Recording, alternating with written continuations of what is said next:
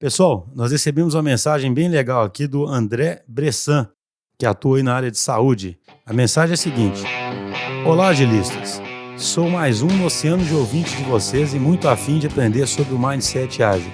Sou médico e, hoje, trabalho na indústria farmacêutica. Em saúde, médicos e prestadores são conhecidos por terem soluções para questões que nem sempre são sabidas ou demandadas, e nem por isso desnecessárias ou sem valor. Minha pergunta: há agilidade na área de saúde? Vocês têm algum case na assistência ou na própria indústria farmacêutica? André, muito obrigado aí pela sua mensagem. E aí, quando você pergunta sobre o agilismo, claro, existem muitos casos, não só aqui da DTI, mas de outras empresas, de fazer desenvolvimento ágil para hospitais, para seguradoras, esse tipo de coisa. Mas eu estava entendendo que você estava perguntando mais sobre o mindset ágil, né? Se ele seria aplicável nesses ambientes. E eu diria que ele é totalmente aplicável. Inclusive, o conceito aí de segurança psicológica, ele nasceu num ambiente de um hospital. O autor do livro de segurança psicológica, ele conta que ele estava fazendo uma pesquisa para entender quais times que tinham maior desempenho, e nessa pesquisa o que emergiu foi que os times de maior desempenho também eram os times que reportavam mais erros. O que parecia um paradoxo inicialmente, mas que com um pouco de análise ficou claro para esse autor que, na verdade, esses times reportavam mais erros porque havia ali um clima de mais abertura, de mais honestidade, de mais confiança entre os membros do time, o que acabou criando esse construto aí que ele chama de segurança psicológica. E isso aí tem tudo a ver com o mindset ágil, né? Quando a gente fala sobre o coração do ágil, a gente fala muito sobre times que realmente atuam de forma extremamente colaborativa, em que as lideranças emergem muito mais pela competência do que pela posição, e principalmente times que aprendem o tempo todo, que é o que esse autor observou. Então, eu acredito plenamente, sim, que esse mindset ágil ele é aplicável nesse ambiente aí que você trabalha. Um abraço. Pessoal, lembrando sempre que se vocês quiserem mandar mensagens para a gente, perguntas, comentários, enfim, qualquer coisa, o telefone é 31 99697 7104. 31 99697 7104.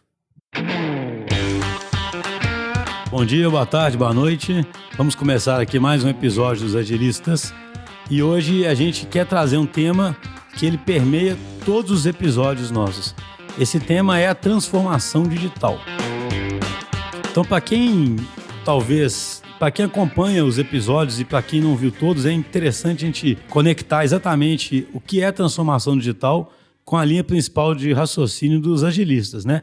O que acontece? Isso faz parte até do posicionamento da DTI.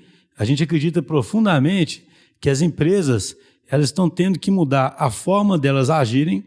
Essa mudança na forma de agir é uma mudança de mindset muito profunda, uma mudança estrutural, uma mudança de liderança, para que elas sejam capazes de tirar proveito dessa onda trazida pela transformação digital. Se a empresa não mudar a forma de agir, ela, na verdade, vai continuar com uma coisa que eu sempre brinco, né, que existe desde 1970, a frase é válida, que a TI sempre é um meio, né, ela não é um fim. Então, na verdade, a transformação digital, que tem muito a ver com utilizar ativos de TI, né, ativos digitais, né, para poder alavancar o negócio da empresa, mas ela vai ter sentido para uma empresa que realmente consiga mudar o seu mindset.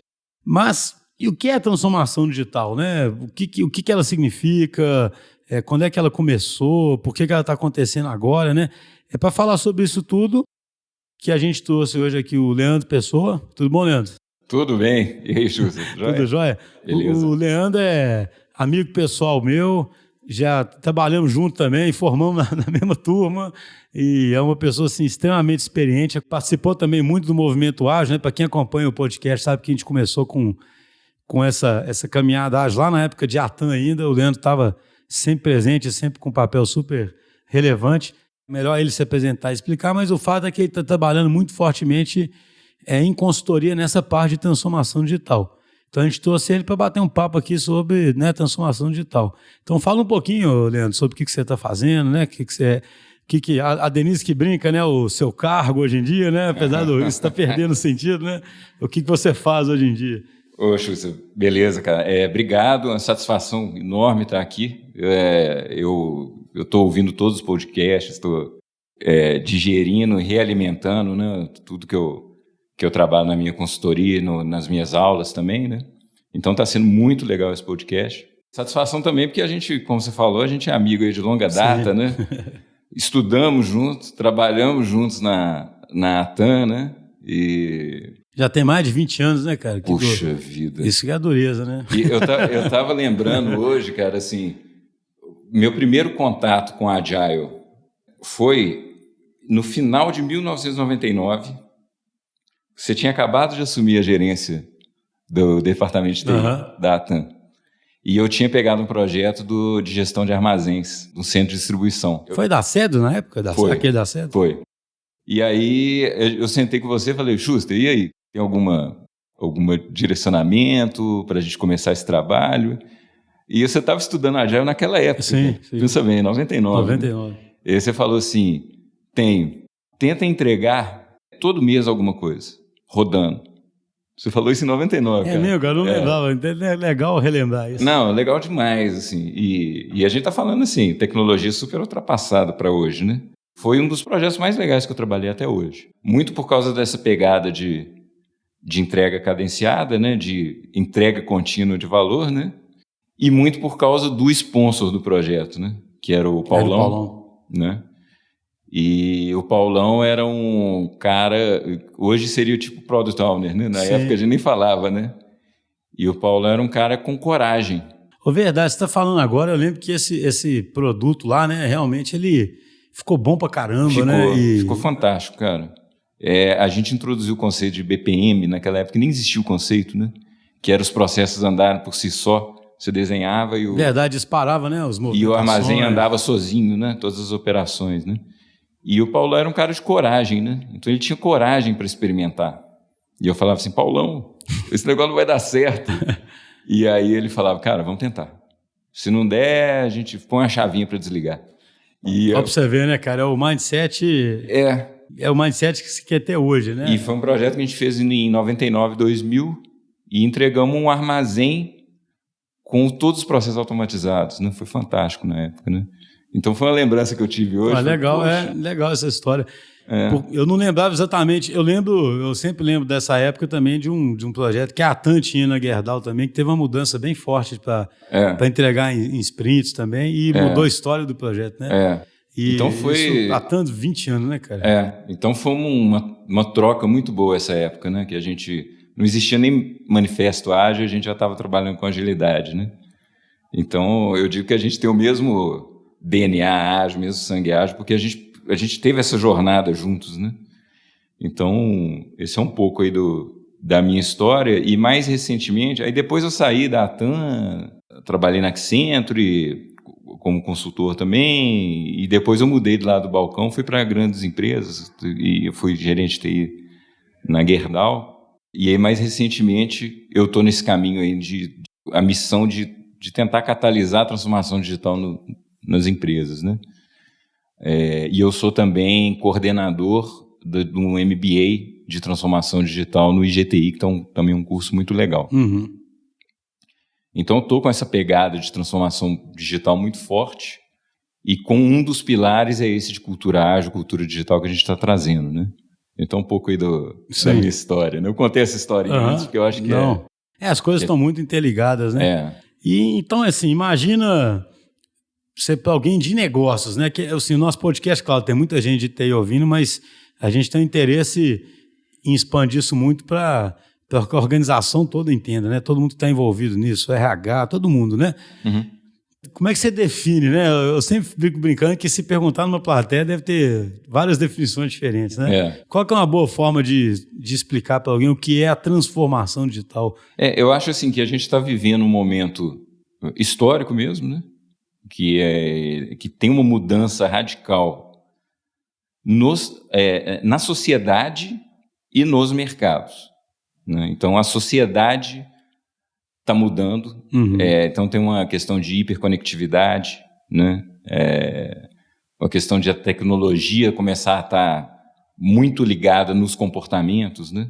Então, a sociedade está mudando E isso gera impacto também nos mercados. E aí isso gera uma mudança geral na forma das pessoas se comportarem, na forma dos mercados entregar seus produtos e serviços.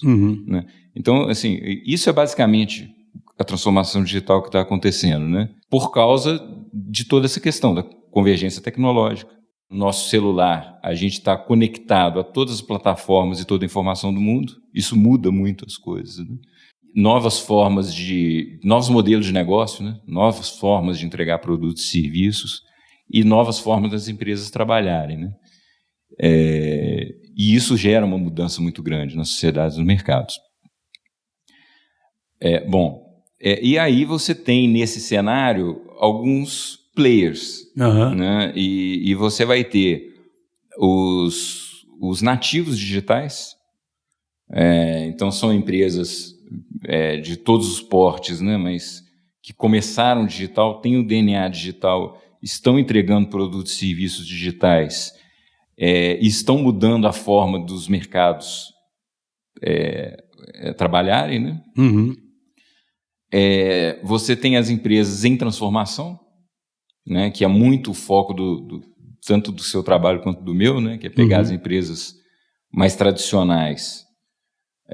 E aí é legal a gente falar que não são só as de grande porte, né, e tem caso real de empresa, inclusive de médio porte, que está conseguindo fazer a transformação digital. E as empresas que perceberam a urgência e estão correndo atrás dessa urgência de se transformar, né? E você tem as empresas analógicas, que são as empresas que ainda não... ainda tem as que não estão... Por incrível que pareça. Existem muitas analógicas ainda? Existem muitas analógicas, né? Então são as empresas que ainda não perceberam a urgência, né? Eu pontuo muito assim, nas minhas aulas e no contato com meus clientes, é isso. A gente tem uma urgência de transformar.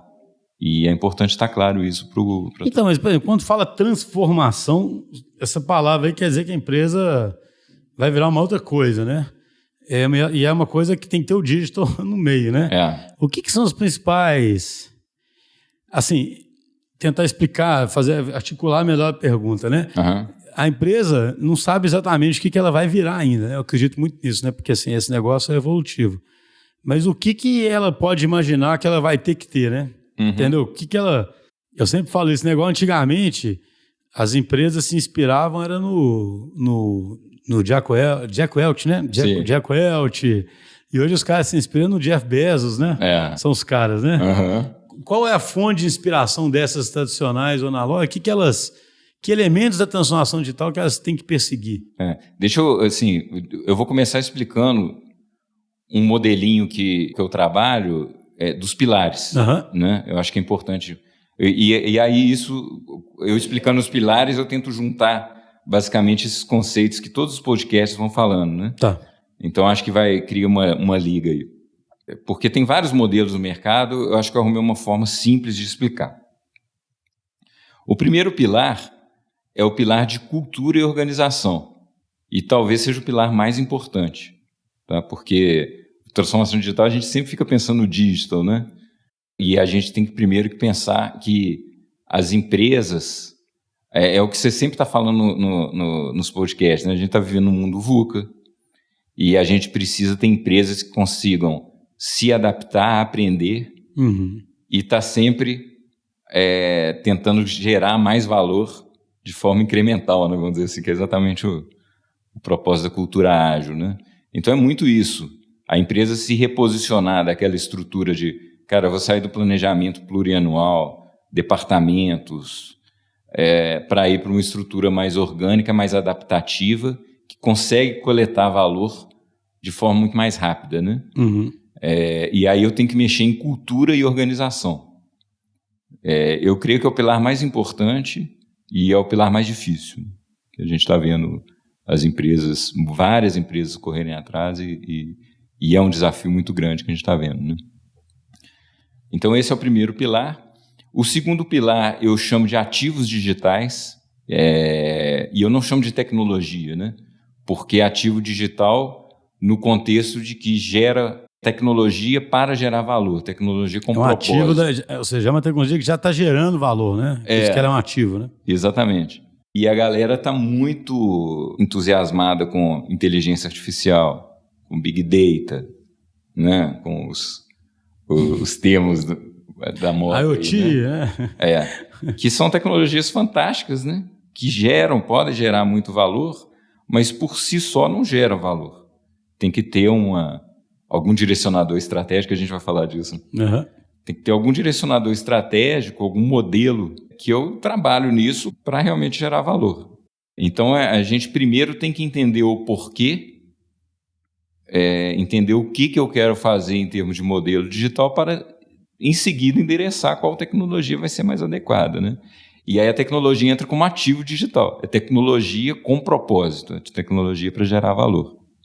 Então, beleza. Cultura e organização, ativos digitais e o terceiro pilar, conexões. Por que conexões? A conexão mais importante, conexão com o cliente. Então, a gente está falando de experiência do cliente, a gente está falando da empresa customer-centric, novas formas de relacionar com o cliente, né? Então, é tudo aquilo que a gente está ouvindo nos outros podcasts, né? É exatamente aquilo. A gente entender muito bem as necessidades do cliente, entender a resposta emocional do cliente, principalmente no B2C, né? Entender a resposta emocional do cliente para endereçar de forma genuína aquela jornada ali e tratar, né? Convidar o cliente para fazer parte do seu negócio, né? E isso gera um valor fantástico. Então, a conexão mais importante é a conexão com o cliente, mas tem outras conexões também. Então, tem várias empresas buscando criar ecossistemas de inovação, e aí ter a humildade de que a empresa, por si só, não vai ser especialista em todas as tecnologias, né? Uhum. Então, eu preciso conectar com startup para pegar sangue novo, né? Pegar tecnologias novas. Eu preciso conectar com empresas especialistas, né? É muito trabalho que vocês fazem, né? Complementar a expertise, né? Com os squads da TTI complementando as entregas das empresas, né? Conectar com universidades e com especialistas em determinados assuntos, né? E aí eu vou criando competências que eu não tinha. E parcerias também, que é o que a gente vê, por exemplo, os casos clássicos aí. Apple, quando lançou o iPhone, ela, na verdade, lançou uma plataforma que tem um monte de parceiro ali agregando muito valor ao Apple Store ali. O iPhone fica muito poderoso por causa de parcerias, né? Então, você tem uma série de conexões onde a principal é o cliente, mas você tem outras conexões também que vão complementando ali, gerando diferenciação. Então, é o que eu vejo é um modelo que são esses três pilares abrangente, né? Cultura e organização, ativos digitais e conexões. Não, bem bacana esse modelo, né? E esse negócio de conexões é legal, né? Porque ele é uma extensão da cultura ou da organização em rede para fora da empresa, né? Exatamente. Porque a empresa ela tem que ser em rede, né? Mas essa rede tem que ser para fora também, né? Eu expando, né? Eu tenho a humildade de saber que eu não vou ser bom em tudo, né? Até fazer um comentário, porque a gente tem citado alguns episódios aqui, o Gardner, não sei, às vezes a gente acha que as pessoas estão sabendo, né? O Gardner tem a ver com esse negócio de conexão, porque a gente está fazendo alguns espaços novos, onde o cliente pode tanto criar um espaço aqui dentro, e quase que criar um lab dele, decorando até com a cara dele, sabe? Né? Para poder sentir bem em casa, né? E co-criar aqui dentro. O espaço você me mostrou ali agora. Legal. Como ele pode...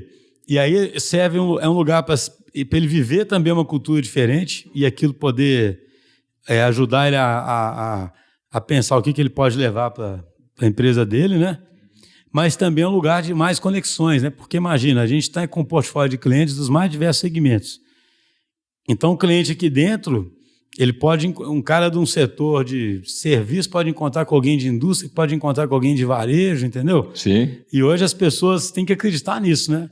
Que dessas conexões pode surgir possibilidades que ninguém nem imaginou, né? E olha que legal, você está convidando o cliente para fazer parte do seu negócio, né? Exatamente. A gente quer que o cara que estiver aqui dentro nesse modelo nosso, ele participa de tudo. A gente relação tem simbiótica, assim, né? A gente tem aqui 1 milhão de ignition, eventos, entendeu?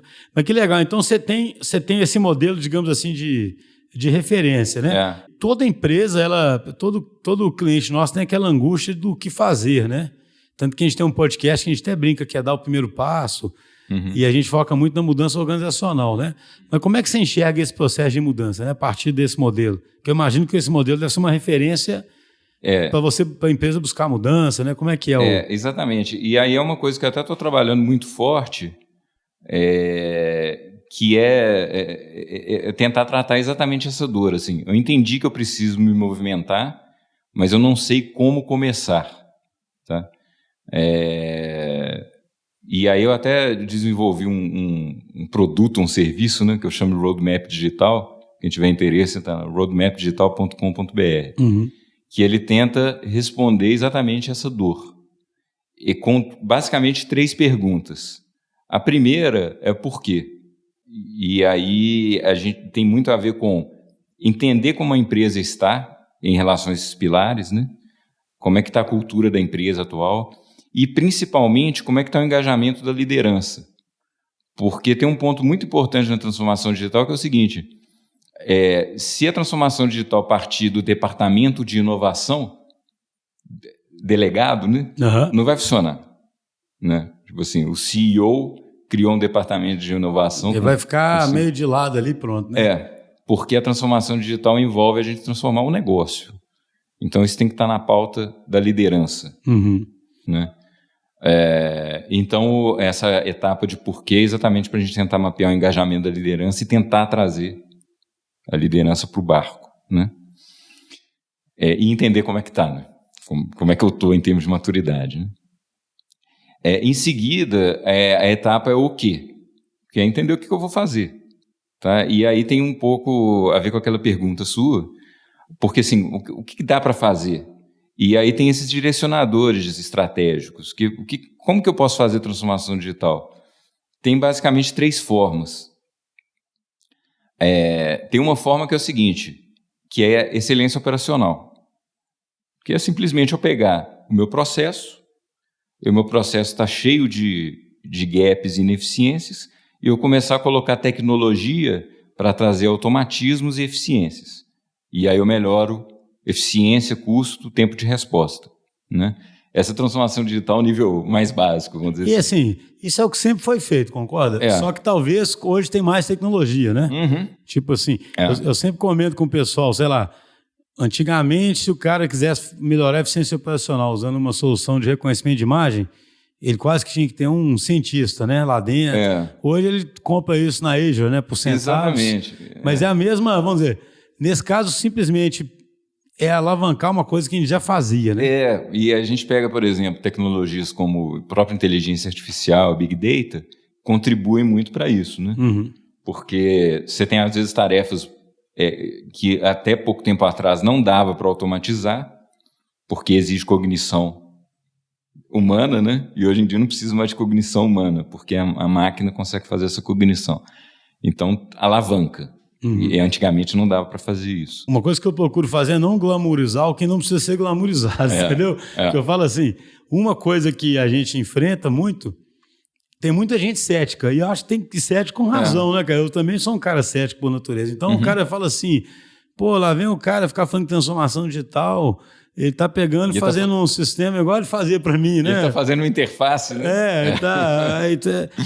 Cara, beleza, realmente, uma parte e tem empresa que até hoje precisa de investir, vai sempre precisar melhorar a eficiência operacional, mas tem umas que ainda estão atrasadas, só que hoje ainda tem mais ferramenta e mais possibilidade, né? Que é o que você disse, com IoT, com Big Data, com Machine Learning, e não sei o que, você pode, mas, entendeu? Porque tem uns caras que reagem a isso. Eu queria abrir o coração desse cara, né? Porque assim, tem uns caras que já falam, não vão, lá vem esse cara com esse papo, isso é o que eu sempre faço aqui há 20 anos, entendeu? Exatamente. E ele tá falando, deu um nome bonito agora, entendeu? Mas assim, você tem oportunidades de, mesmo nessa camada, que é a mais básica, de você ter ganhos incríveis, né? Então, assim, um exemplo prático, o banco JP Morgan, nos Estados Unidos, ele está usando inteligência artificial para análise de risco de contrato de empréstimo, alguma coisa assim, tá? E o robô, ele analisa e dá o diagnóstico de risco em segundos. E o advogado gastava 300 horas, em média. né? Então você vê Nossa Senhora. eu estou nessa fase. É uma mistura de essência operacional e customer experience, né? Porque você ainda vai atender melhor o cliente, né, cara? Mas é interessante. Mas se você pensar bem, você está na fase, você está na excelência operacional, né? Mas com ganhos incríveis, né? Sim. A segunda camada seria digitalização de produtos e serviços. Então eu pego o que eu estou oferecendo e trago para o digital, né? De alguma forma, né? É basicamente mais ou menos o que eu fiz com o Roadmap Digital. Eu pego a consultoria que eu estou presente lá no cliente, vai para uma plataforma, consigo atender o Brasil todo, eu tenho ganho de escala, um monte de coisa assim, né? Então, as empresas podem digitalizar seus produtos e serviços em maior ou menor grau, e aí eles ganham também um diferencial competitivo, né? E a terceira camada são novos modelos de negócio, novas fontes de receita. E aí sim a transformação digital na veia mesmo, que eu estou criando coisa nova, estou gerando novas alavancas de valor. Então eu consigo segmentar dessa forma, né? Isso aí, então, você está respondendo aquela segunda pergunta do Roadmap, não é isso? Que o primeiro era o porquê. Aí o porquê fazer a transformação. Legal que você voltou. E aí eu foquei tanto nisso. Então, aí a segunda coisa é o quê? É o quê? Um cara pode perceber que, nossa, eu ainda estou no nível de que eu tenho que me dar a competitividade com excelência operacional. Então, ele vai focar no E aí legal, mesmo. porque aí vai gerando uma visão, né? Então... Só um negócio que eu sempre... Isso para não acontecer o que você disse antes, lá no começo, né? Tipo assim, o cara vai num evento, numa transformação digital, machine learning, precisa usar machine learning, né? Não é isso, né? Transformação digital, por que eu preciso? Preciso por causa disso. O que pode ser feito? Eu posso... Excelência operacional, por exemplo, é meu calo. E aí a gente explora esses direcionadores, né? Aí o cara fala, poxa, tem uma oportunidade com nova fonte de receita. Vamos pôr isso no mapa para a gente explorar, né? E ver qual que é o tamanho desse negócio, né? E aí, a partir desses direcionadores, o cara tem mais direção. E qual que é a terceira? Você falou que eram 3 perguntas, né? E aí, só terminando, no final desse o quê, a gente sai com uma visão. O objetivo final é a gente conseguir em uma frase explicar. Então, eu que tenho uma pergunta meio capciosa aí, que é o seguinte... Toda vez que a gente conversa, eu morro de medo de falar em roadmap com o cliente, porque o cara, ele quer um roadmap que vira quase um waterfall, sabe? O cara, assim, o roadmap que você defende, em que nível, ou, entendeu? Exatamente. Se você puder dar algum exemplo prático do que é, porque o cara, assim, cara, eu nem falo isso criticando, o pessoal tem, assim, existe uma força puxando a gente para o status quo. E o status quo é o orçamento plurianual e as contas certinhas, então o cara sempre vão fazer ágil, vão isso, de repente agora precisa de um roadmap, aí o cara já pensa, beleza, roadmap eu vou saber exatamente... eu sei todo o meu plano, né? Vira um waterfall, né? Essa pergunta é muito boa, porque até para quem está ouvindo todo o podcast, né, pode parecer conflitante, né? Você fala, mas você está falando de roadmap, só que você tem que explorar, você tem que aprender, você tem que ter desapego a escopo, desapego ao plano, né? Mas eu não acho que é conflitante, né? O primeiro é o seguinte, quando a gente fala até de agile, de times autônomos, a autonomia funciona com direção. Autonomia sem direção, você vai ter caos, né? Então o roadmap, primeiro, ele ajuda a ter direção, né? O segundo, à medida que eu entrego um roadmap, ele me ajuda a ter uma ambição, né? Então, poxa, eu quero daqui a um ano estar em tal posição e eu vou tentar buscar aquela posição.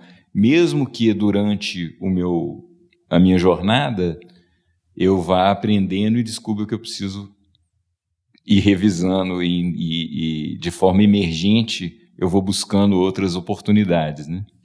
Eu acredito muito nisso, assim. Você cria uma questão de estratégia em que eu defino o que eu quero buscar. E à medida que você vai desenvolvendo aquela estratégia, você está atento a tudo que está acontecendo de forma emergente e vai realimentando aquela estratégia, né? Ele é em alto nível, é muito importante, né? Ficar claro. E ele serve como norteador, né? Norteador. É porque uma coisa que eu acho curioso no ser humano, cara, eu falo até nas discussões políticas que existem, as pessoas, elas tendem a adotar sempre posições extremas, né? Como se procurassem teorias puras, entendeu? Tipo assim... Vamos supor, o cara é ágil, Então, não posso ter um roadmap, né? Ou então eu tenho um roadmap todo detalhado, não posso ser ágil, né? Exatamente. Eu acho isso curioso, na verdade, poxa, não. Eu vou dar uma pensada sobre o futuro, sobre coisas que eu quero alcançar, tentar criar um racional compartilhado, né? De como é que vai ser isso. Beleza. Mas depois eu vou explorar aí de forma ágil. Seria isso, né? A exploração de forma ágil de alguma visão que você construiu com aquilo que você sabe naquele momento e que você vai realimentando, né? Ao longo do tempo, né? Exatamente. Então, isso é muito legal, né? Porque no VUCA tem a tal da ambiguidade, né? Que, não tem resposta... Tem várias respostas que atendem uma mesma pergunta, né? Então, por exemplo, na etapa do porquê, a gente faz um SWOT. O SWOT é uma ferramenta de estratégia, dos anos 70. Alguém pode falar que absurdo, né? Usar o SWOT. Mas é importante eu entender minhas forças, fraquezas, oportunidades e ameaças, porque me dá um insight ali. Eu entendo como é que eu estou posicionado. Né? É diferente achar que isso congela o seu cenário para os próximos anos, né? É esse que é o negócio, né? Ou que isso te dá o caminho das pedras todo. Muito legal você pontuar isso, porque a gente precisa realmente esclarecer, né, para quem está ouvindo, para não ficar confuso. Né? Eu fico falando isso muito. Eu acho que quando você estuda complexidade, o que eu acho legal em complexidade é isso, cara. Assim, é o que você falou de ambiguidade, né? O mundo é de um jeito, né, cara? E o ser humano fica querendo criar modelos, né, para explicar aquele mundo. E é muito mais confortável você pular para um lado para o outro, né? E aí ficar defendendo aquela posição, né? Então, achei muito bom se lembrar da palavra ambiguidade mesmo, porque assim, tem cara que vai... E aí assim, eu junto com aquela mania das pessoas de procurar uma prescrição, né? O cara, em vez de pensar o seguinte, igual você raciocinou, por exemplo, né? Eu preciso explorar bem os porquês, vou usar uma ferramenta tal... O cara, ele quer uma prescrição e fala, não, se eu sou ágil, eu não uso a ferramenta tal, sabe?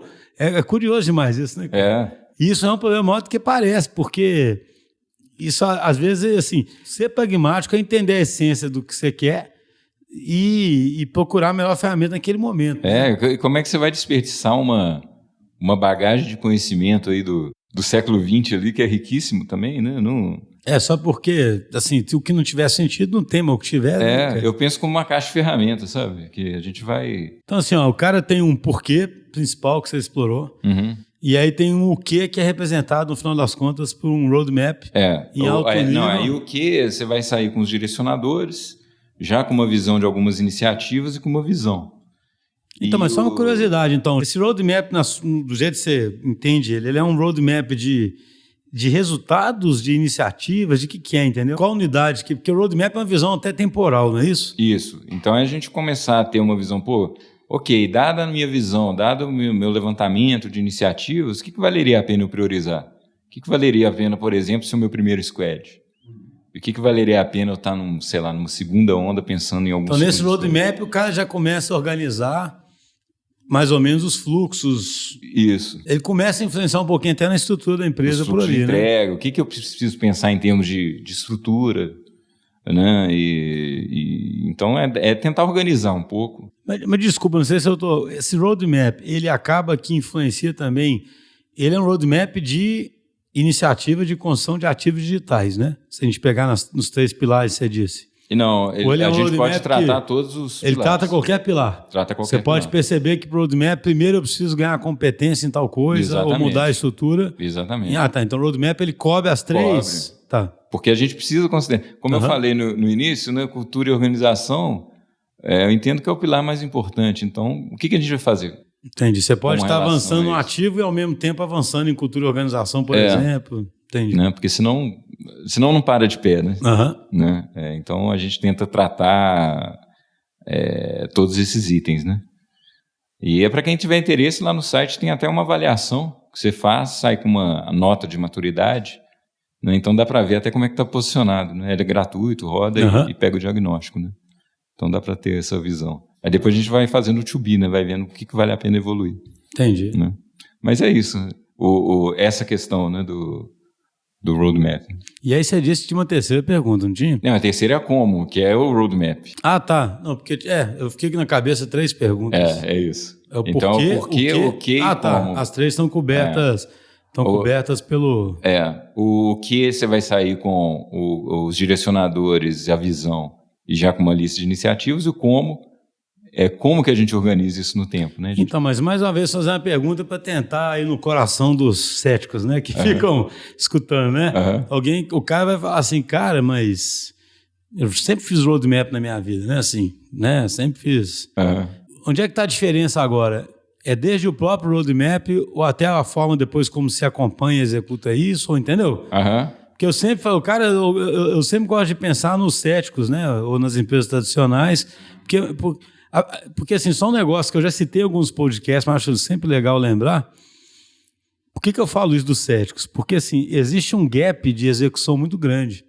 Eu estava lendo recentemente, só tem uma pesquisa da Deloitte, eu acho que eu já citei nos 2 podcasts, mas vou continuar citando até, porque eu acho importante, falando o seguinte, cara, que quando você conversa com os executivos, tipo, vou chutar aqui, mas é mais de 80%, acredita que tem que fazer a transformação, sabe? Você conversa com os caras, não existe dúvida, sabe? Assim, porque eu acho que a gente tem que ser coerente, né? Por exemplo, sempre que eu falo de business agile com o cliente, eu falo, se você acredita que o mundo está mais assim, você tem que fazer a transformação. Se você não acredita, é uma questão, né? É o senso de urgência.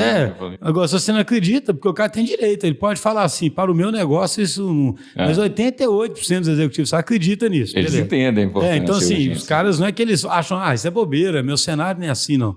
Sim. Talvez tenha alguma empresa monopolista, algum setor específico que não pense nisso, mas a maioria... Aí, o que acontece? O que eu achei o pulo do gato interessante dos caras, eles vão nos funcionários da empresa e entrevistam os caras assim, dado que a empresa sua reconhece que tem que fazer transformação, você sente alguma coisa acontecendo? E aí 70 e tantos por cento não sente nada, entendeu? Então o que eles falam, existe um gap de execução. Sim. E existe o gap de execução por algum motivo, cara. É porque é difícil mesmo, isso. Né? Então, eu fico sempre pensando que muito cara que está resistente, ele vai ouvir e fala assim, o roadmap é que eu sempre fiz. Tenta ilustrar qual é a diferença, entendeu? A tentativa é exatamente endereçar essa dor. Assim, eu entendo a urgência, mas como que eu começo? Né? Então é exatamente endereçar essa dor, porque eu estou paralisado, não sei por onde que eu começo. E com relação a, por que é diferente dos outros roadmaps? Eu acredito que seja simplesmente porque a gente está trazendo os pilares de transformação digital de uma forma muito direta, né? Então, assim, como que a gente trata esses pilares? Como que a gente trata cultura e organização? Como que a gente gera ativos digitais com e a própria conexão ali, né? E como que a gente gera conexão? Então, você de cara, na pior das hipóteses, o cara que fizer esse roadmap, ele está necessariamente, após fazer uma reflexão, incluindo mudanças organizacionais e mudanças de conexão. Deveria, né? Deveria. Né? E aí você, com isso, evita que ele fique focado só em tecnologia. Né? Isso. Que é muito dos roadmaps tradicionais ou de PDAIs da vida, né? Que acabam sempre caindo só no lado tecnológico. Né? E aí depois, realmente, você tem razão, que tem um grande desafio, que é o desafio de execução, que que eu trabalho também, né? Eu estava imerso aí numa grande empresa aí, trabalhando na execução de transformação digital, né? Ajudando nessa parte de estabilização dos times ágeis, governança, business case para agile, né? Esse tipo de coisa, tudo. Como é que isso vai funcionar, né? Então estava ajudando na parte de execução, né? Você citou um negócio interessante aí, o business case, né? Como é que tá isso, hein? Porque esse negócio é muito curioso, né? Muito CFO, o cara pensa que tá dando cheque em branco para um tanto de gente. E a gente sabe também que muito business case é muito artificial, né? Como é que você que teve essa experiência aí, né? Real, a empresa que está investindo pesado, né, em transformação digital. Qual que é a sua... Cara, essa pergunta é boa, sabe por quê? O que eu falo nas minhas aulas lá, eu gosto de dar o exemplo do Blockbuster, né? O famoso caso de transformação digital.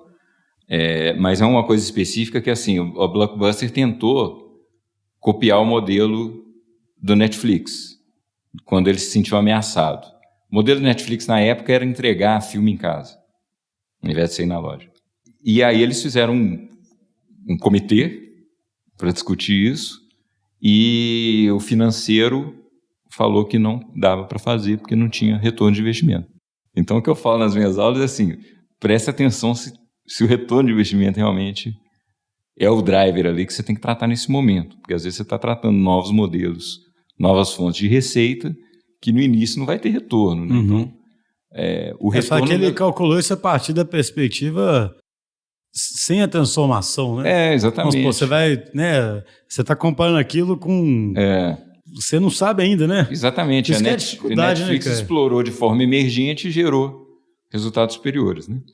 Então, o que eu falo na aula é assim, não deveria preocupar tanto com o ROI. Só que, assim, minha visão prática, na minha imersão, né, nesses grandes projetos aí que eu tive, é que precisa de ROI no começo, porque você tem que mostrar valor para o negócio real. E aí a gente tem que começar a mostrar VPL. E aí esse trabalho que a gente fez de business case, eu achei muito legal, porque assim, eu trabalhei com um trabalho até assim, foi até um processo de provocação com os POs, né, com os embaixadores digitais lá que estavam buscando essas coisas, que tinha muita ideia legal, mas a gente não conseguia pôr VPL. Né? Então o cara falava assim, não, com isso eu vou automatizar o processo, eu vou ganhar 4 horas de um cara por semana. Aí a gente ficava assim, pô, esquece então, porque isso aí não vai dar nem headcount que reduz, nem valor gera. Né? E aí a gente começou a inverter a pergunta, né? Falar assim, onde estão as grandes pepitas? Né? Por exemplo, o caso do RH, né? Turnover.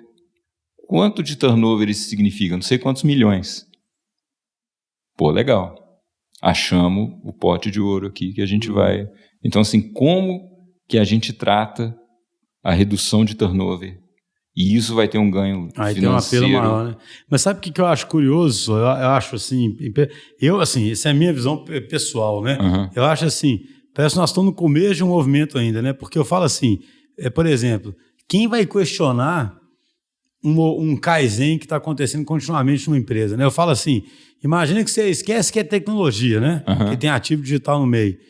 Quem vai questionar? Imagina aqui na DTI, né, cara? Que tem uns caras ali melhorando o processo e fazendo umas experimentações para melhorar as coisas. Aí eu vou virar lá e falar assim, cara, cadê o ROI disso aí, né? Assim, você quer melhorar o tempo todo, né? Então, o que eu estou querendo dizer é o quê?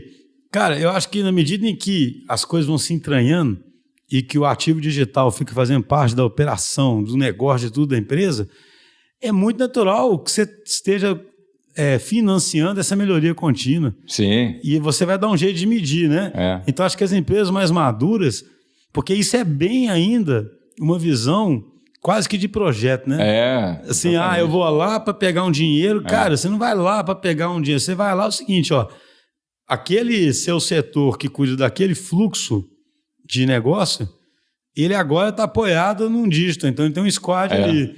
E esses caras têm que ter dinheiro, né? Assim, você tem que pagar esses caras, tem que ver se está melhorando, mas assim, entende? Exatamente. Então, assim, nós estamos as pessoas não quiseram ainda admitir que isso vai ser incorporado à estrutura, você está pagando por aquilo. Ainda fica achando que é um projeto com início e fim, né, cara? E ainda por causa do quê? Do diabo do orçamento, né? Do orçamento, Mas, assim, de forma prática, eu achei que as primeiras iniciativas de transformação digital, a gente tem que demonstrar retorno financeiro. Eu cheguei a essa conclusão, independente, assim, contrariando até o que eu falava no...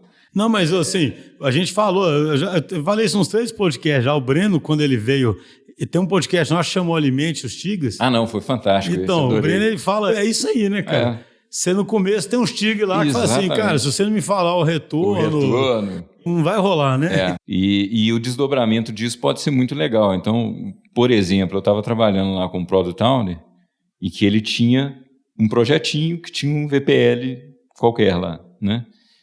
E a gente começou a trabalhar assim, pô, beleza, mas qual que é... Vamos trabalhar na missão e na visão dessa iniciativa? A missão é o que aquilo vai cumprir, né? Então, eu estou olhando para aquela caixinha. A visão é onde que eu posso chegar se isso for evoluindo de forma contínua? E a gente chegou numa visão muito legal, que poderia ser exatamente isso, um projeto de coleta contínua de valor, em que eu vou incrementando e gerando uma coisa muito grande no final, né? Gera essa oportunidade também. É porque é curioso, né, cara? Assim, a cadência é mais importante do que tudo, né? Então, assim, é mais importante você ter algum time, nem que seja pequeno, com cadência, do que tentar até ter um time grande, plenamente justificado para um orçamento. É melhor ter um orçamento menor, com um time pequeno, mas que tenha cadência para ele se provar, né? Do que essas coisas mega. Mas essa história de pedir dinheiro, Por isso que tem um episódio nosso todo sobre Beyond Budgeting. Não sei se você chegou a escutar, sabe? Que eu acho assim, cara, eu fico doido para a área de negócio tomar conhecimento disso, porque muita gente ainda pode ser cética disso, ou achar que isso está vindo pela TI, ou então muitas empresas falam, aqui para mim não dá certo, né? Mas você vê petroleira, banco, sabe? Eu li um livro de Beyond Budget, cara, petroleira, ela decide se vai fazer uma plataforma nova dinamicamente, cara. Imagina. Ela não fala assim... É a velocidade que isso dá, né? Eu não decidi em setembro, congelei seu pó. O cara, ele tem uma oportunidade de explorar petróleo, ele vai explorar petróleo, mas se a situação está ruim, ele não vai também, né? Assim, claro que é complexo, não estou querendo minimizar aqui a diferença de gastar um custo de capital enorme e outras coisas, não. Mas o pessoal usa muito como muleta, né, cara? Essa questão de congelar tudo, né? E nessa experiência sua aí, dentro de empresa grande que já está fazendo transformação, ou seja, já está convencida e já está executando fortemente, né? Naqueles 3 pilares que você falou ali, o que você vê de mais difícil? Onde é que são os mais obstáculos, hein? Cultura e organização, né? Com certeza, né? E uma coisa muito difícil de tratar é a questão dos silos, né? Por mais, assim, tem pontos muito legais, né? Então, à medida que os squads vão desenvolvendo, à medida que a gente pega, por exemplo, gente de negócio, e esses caras viram POs, você vai disseminando aquela cultura, né? Você vai mudando de alguma forma a empresa. Isso acontece de forma muito legal. A gente fez recentemente até uma pesquisa meio de clima, como é que tá, e melhorou muito o clima, o fato de a gente estar nessa pegada de agile lá. Agora, sim, as grandes dificuldades é cultura e organização no sentido dos silos mesmo, né? Não, e é curioso isso, né, cara? Porque o squad devia ser intersilo, né? Mas não é, né, cara? Não é. Verdade, então, sempre tem uma pontinha de algum departamento que precisa entregar alguma coisa e o tempo de resposta não condiz com, por exemplo, com o tempo da iteração, da sprint. Não disponibiliza recurso. Ou então o recurso também está com a meta local, né, lá no departamento. Né? Então ele se dedica para o outro lado, né? Então só é a grande dificuldade, a forma de responder isso é exatamente, cara, como que a gente monta, é o que você fala sempre. O primeiro squad realmente autônomo e multidisciplinar, em que eu tenho uma dependência ali, uma perninha, que eu tenho que ficar pedindo o tempo todo e o tempo de resposta é ruim, eu quero pegar essa perninha e falar, não, agora vai ter um cara dentro do squad e esse cara tem autonomia para entregar as coisas dentro da expectativa de curto prazo que a gente precisa. Cara, e olha só, eu estou conectando umas coisas aqui. Como é que essa estrutura tradicional atrapalha, assim... atrapalha tudo, porque imagina só, essa questão do business case que você falou, eu já tive experiências com vários clientes aí também, que como o cara é obrigado a fazer um business case, coisa mais óbvia primeiro, né? Às vezes não é muito fácil de medir, etc. Mas tem um outro problema também sério, que às vezes o negócio da efeito ele envolve múltiplas áreas.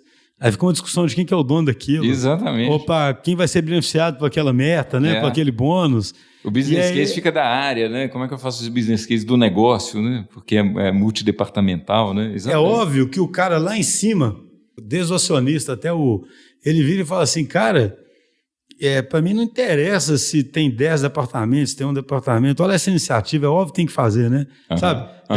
Alguém chegar de fora e falar isso, né? Olha de cima, né? Vem o negócio. Né? Eu lembro que na Veja, antigamente, tinha Arque, o marciano, lembra desse negócio? Era um marciano que chegava na Terra e aí ele não entendia o comportamento humano, sabe? Por que vocês brigam, né? Porque o cara chega de fora e fala assim, mas vem cá, isso não é bom pra caramba a empresa? Isso não vai ser melhor pra todo mundo? Vai. Então, por que não faz? Porque não está trabalhando todo mundo em conjunto. Aí você vai ver porque tem gerente médio defendendo o field. Isso aqui não é uma crítica direta ao gerente médio, não, cara, porque ele reage segundo o incentivo que ele tem, né? Ele é obrigado quase que a fazer aquilo, mas é muito doido, né? Eu falo assim, alguém que chegar de fora sabe que é óbvio, todo mundo sabe, mas a coisa não acontece, né? Exatamente, porque... é meta local, né? E a meta local não está alinhada lá com gerar valor para o cliente, a eficiência operacional local, né? Redução de custos local, e às vezes para você gerar valor você você tem que ser ineficiente em termos de custo em algum lugar, em detrimento de outro, né? Tem um problema da otimização local e tem um problema das agendas pessoais, né, cara? Por isso que eu falo sempre do movimento do Beyond Budget, ele fala um negócio interessantíssimo, né? Quando você mistura meta com forecast, você já, de largada, já botou tudo a perder, entendeu? Uma coisa é você perguntar pro cara assim, realmente, assim, esquece meta, quanto você acha que dá para vender, o que dá para conseguir aqui? Aí o cara vai lá e dá a opinião dele, devia ser isso, né? Aí depois, em outro momento, você fala assim, nós vamos correr atrás de quanto? Entende? Isso. E vamos juntos avaliar se está dando certo, né? Mas não é, né? Na hora que você faz essa pergunta pro cara numa estrutura tradicional, o que ele já pensa? Espera aí, né? Se eu falar muito, eu não vou ganhar meu bônus ou os caras vão ficar em cima de mim. Então já tem que falar menos, né? Exatamente. Ou então, se for pedir dinheiro, tem que pedir muito, porque se eu pedir pouco, já vão cortar, né, cara? É tudo assim, sabe? É tudo artificial demais. Disputa, né? por poder, né? Quem que tá pegando a iniciativa em detrimento de outra, né? Então, mas nessa estrutura que você está vendo aí tudo, mas você já vê mudanças claras organizacionais acontecendo? Você acha que gradativamente está caminhando para Eu estou vendo de uma forma otimista, sabe? Considero realmente um grande desafio, mas até essa última análise que a gente fez me surpreendeu em termos de clima, de resultado, de, sabe, assim, com todas as dores, com todas as dificuldades, é um movimento que a gente está vendo que está caminhando para o caminho certo. Ele cria um senso de propósito mesmo, né, cara? Pessoal, né? Cria. E a empresa vai vendo aquilo e vai querendo fazer parte. E aí começa a área de negócio, fala, cara, eu tô vendo ali, vamos... Outro dia eu estava comentando com o cliente também, isso eu acho curioso, porque assim, quando você cria um squad mais verdadeiro, ainda que ele não seja ainda perfeito, né, com toda a autonomia, mas na hora que ele começa a procurar igual você comentou antes, né, se define quase como uma missão para o squad, uma visão e dá esse desafio para eles, cara, isso é o propósito na veia, né? Isso. Sabe, não é aquele troço artificial... Igual a gente ficava brincando naquela série lá do Vale do Silício, né? O Silicon Valley. Make a Better World, né? Assim. A visão fluffy, né? Que todo mundo fala, fazer um mundo melhor. Aquela série, a série é uma série que fica brincando com o Vale do Silício todo mundo fica nessa, né? Vamos fazer um mundo melhor, né? Assim, as pessoas confundem que a palavra propósito fica parecendo que tem que ser uma coisa elevada, assim, né? O propósito é um sentido que te motiva ali, né, cara? E assim, se o cara tá no squad... que ele sabe vai fazer uma revolução na empresa, que vai mudar aquilo é legal pra caramba. É legal, né, pra caramba. É simples assim, né? É legal demais, né? Saber que você tá conseguindo fazer aquilo acontecer, né? E aí o clima já melhora, né, cara? Que é o que você tá falando ali. Isso, e à medida que a gente vai buscando, e o business case até ajuda nisso, né? À medida que a gente vai buscando essas grandes iniciativas legais, né? A gente vai trazendo esse senso de propósito. Pô, eu tô tratando um grande problema da empresa. E, pô, que legal. E isso gera muita grana para a empresa, e isso vai gerar um resultado bom. Vamos supor, você faz o roadmap, né? Ele é para quanto tempo, mais ou menos? Acabou que eu não perguntei isso. Ele vai gastar... aí depende da agenda do cliente, né? Vai ser alguma coisa entre 6 e 12 semanas. Aí vai depender do... Não, eu faço, mas ele pega um horizonte de quanto tempo? Horizonte de quanto tempo? Isso vai depender, né, da estratégia que a gente fizer, mas é traçar alguma coisa pelo menos para o primeiro ano, né? Para a gente definir como é que vai ser o primeiro ano. E aí depois o certo, imagino, é ficar reavaliando isso o tempo todo, né? É como se fosse uma coisa viva, né? Exatamente, tem que ser. O roadmap, né? Tem que ser porque... Não tem apego ali não, né? Tem que ser porque quando a gente pega, por exemplo, novos modelos de negócio, né? Novas fontes de receita, com um mindset ágil, com um mindset digital, a gente está falando de tipo Lean Startup mesmo, MVP, de validar a hipótese de geração de valor. A gente vai ter hipótese, né? E aí aquilo ali tem que ser realimentado. Sabe o que eu acho curioso? Tem um exemplo, tem 5 clientes nossos, mas eu não sei se eu poderia falar, então eu vou falar de um exemplo que me contaram. Porque imagina só, o cara faz um roadmap, igual você comentou, e aí ele percebe que do ponto de vista de ativos, ele tem mais que explorar ainda a excelência operacional e investe nisso. Só que o que acontece? Às vezes a excelência operacional dele gera um novo modelo de negócio, né? Por exemplo, o Adriano Taveira, do Gartner, me contou uma história da Domino's que é interessantíssima, que a Domino's, assim, a história é comprida, e é bem legal, mas encurtando a história, cara, e eles investiram tanto, e aí era uma mistura de excelência operacional e customer experience, tá? Eles investiram tanto em garantir que a pizza chega quente na casa do cara e também que você gasta menos, né? Você otimiza as rotas. Mas olha que interessante, chegar quente, como não tem jeito de chegar quente, porque eles não conseguiram esquentar a pizza e tem hora que o caminho é mais longo também, eles aparelharam as motinhas, cara, com um sensor térmico e aí eles mandavam uma mensagem pro cliente para ele já ligar o forno na hora certa, sabe? E fala assim, ó, já liga o forno que em 5 minutos a pizza chega, aí você bota 2 minutos e ela fica do jeito, entendeu? Já calculado. Achei interessante, assim, é um negócio interessante, né? Olha só, imagina o seguinte, imagina que estivesse no roadmap e caísse numa iniciativa dessas de, sei lá, vamos melhorar a eficiência e customer experience ali, vamos supor.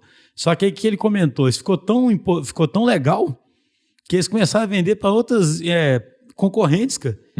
Sabe aquela história de sempre? Eles criaram uma plataforma de entrega. Criaram um produto novo. Então tem vários clientes nossos que eles investem. Quem tem volume, quem tem alguma coisa de eficiência operacional, que ele tem um volume, que ele cadastra fornecedores externos e que ele já tem cliente para aquele fornecedor, ele pode pensar em depois aquilo ser aberto para outros, né, cara? Estou falando isso tudo por quê? Então é óbvio que o roadmap ele tem que ser o tempo todo revisitado, né? Exatamente, a estratégia deliberada andando junto com a estratégia emergente. Né? A emergente vai realimentando aquilo ali. É isso mesmo. Pensou, o cara fala, nossa, eu vou economizar muito dinheiro aqui. De repente fala, putz, eu ainda posso vender isso para alguém. E eu posso fazer uma área minha que é de gasto, gerar receita, né, por exemplo. Né? É um negócio muito interessante. Né? Legal demais. Olha, muito obrigado, cara, pela presença. Pô, achei fantástico. Tem que pensar numa outra agora de contação de causo. Isso ia ser uma legal, trazer uma galera da Artan aqui. Olha, você falou um negócio legal, né? Lá dos primórdios do ágil. Né? Isso seria muito bacana. Essa ideia é boa, vamos registrar aí, porque tem muita coisa legal para lembrar. Isso aí, então, um abração, pessoal. Até a próxima. Obrigado.